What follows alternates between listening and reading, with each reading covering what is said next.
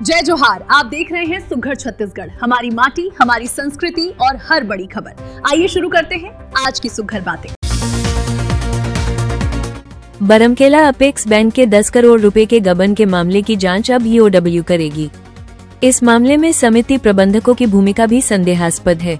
Bank से जुड़े 6 सहकारी समितियों के खातों से 10 करोड़ रुपए की निकासी हुई है। इसके बाद भी अब तक दर्ज एफआईआर में सिर्फ बैंक अधिकारी कर्मचारियों के नाम हैं।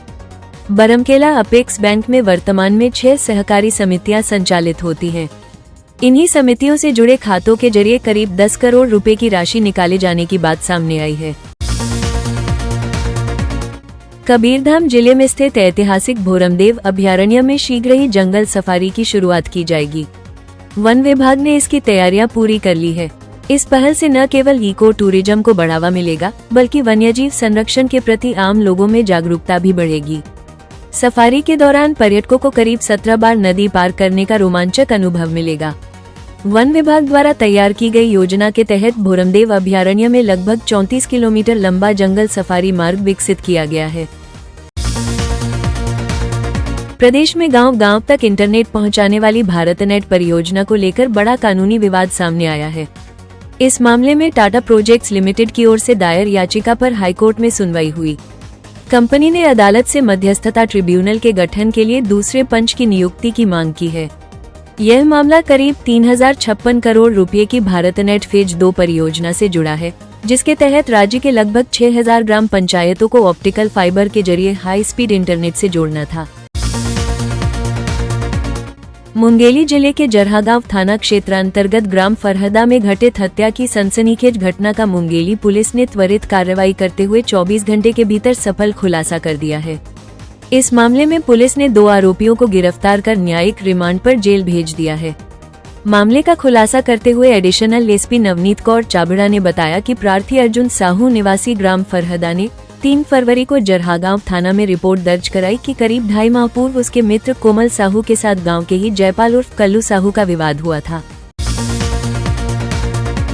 कर्मचारी चयन आयोग एसएससी द्वारा आयोजित और कार्मिक एवं प्रशिक्षण विभाग भारत सरकार के अंतर्गत multitasking non technical SSC MTS staff परीक्षा 2025 निर्धारित तिथियों में आयोजित की जा रही है।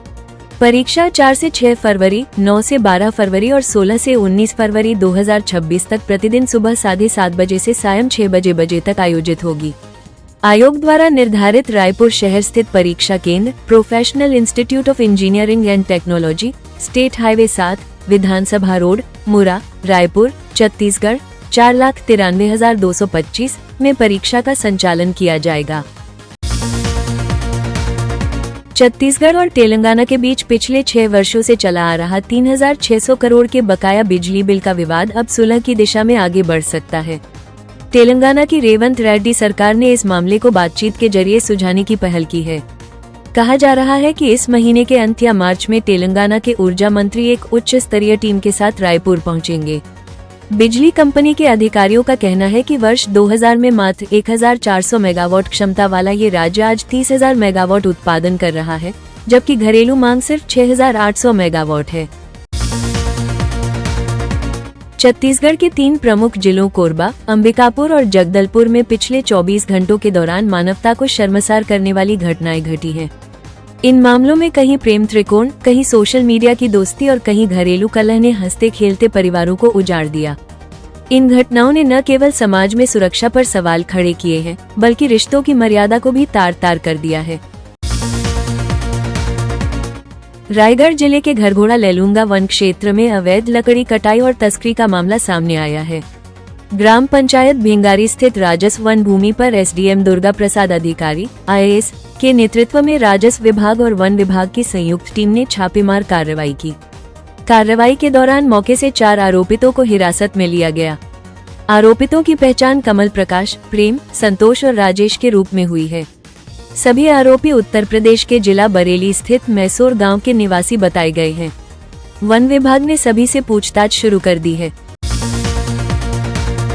मुंगेली जिले के पथरिया विकासखंड के ग्राम उमरिया की निवासी श्रीमती रामफूलबाई मौर्य इस योजना का जीवंत उदाहरण है। शासन की महतारी वंदन योजना के अंतर्गत उन्हें प्रतिमाह 1000 रुपये की आर्थिक सहायता प्राप्त हो रही है, जिससे वे अपने जीवन और आजीविका को नई दिशा दे पा रही हैं। रामफूल बाई घरेलू दायित्वों के साथ घर पर सिलाई का कार्य करती हैं तथा गांव में एक छोटी दुकान का भी संचालन कर रही हैं। पूर्व में सीमित संसाधनों के कारण उन्हें घरेलू खर्चों और व्यवसाय के विस्तार में कठिनाइयों का सामना करना पड़ता था। योजना से प्राप्त नियमित सहायता से अब वे सिलाई के लिए आवश्यक सामग्री खरीद पा रही हैं और दुकान में भी छोटे निवेश कर पा रही हैं। बस्तर की नैसर्गिक सुंदरता और जलप्रपातों को निहारने आने वाले पर्यटकों के लिए सुखद खबर है। चित्रकूट के समानांतर अपनी खूबसूरती के लिए मशहूर मेंद्री घूमर जलप्रपात के समीप जल्द ही एक भव्य रिजॉर्ट आकार लेने वाला है। छत्तीसगढ़ टूरिज्म बोर्ड की पहल पर लोहंडीगुड़ा प्रशासन ने इसकी कवायद तेज कर दी है। इस परियोजना के लिए ग्राम मेंद्री में स्थित जेल विभाग की भूमि को अब पर्यटन विभाग के नाम हस्तांतरित करने की प्रक्रिया शुरू हो चुकी है। तहसीलदार न्यायालय लोहंडीगुड़ा द्वारा जारी की गई आधिकारिक सूचना के मुताबिक छत्तीसगढ़ टूरिज्म बोर्ड ने मेंद्री घूमर जलप्रपात के पास पर्यटकों की सुविधा और रिजॉर्ट निर्माण के लिए भूमि आवंटन का आवेदन प्रस्तुत किया था। तो ये थी आज की सुघर बातें। अपडेट्स के लिए सुघर छत्तीसगढ़ को सब्सक्राइब करें और हमसे जुड़े। जय जोहार, जय छत्तीसगढ़। सबसे तेज, सबसे पहले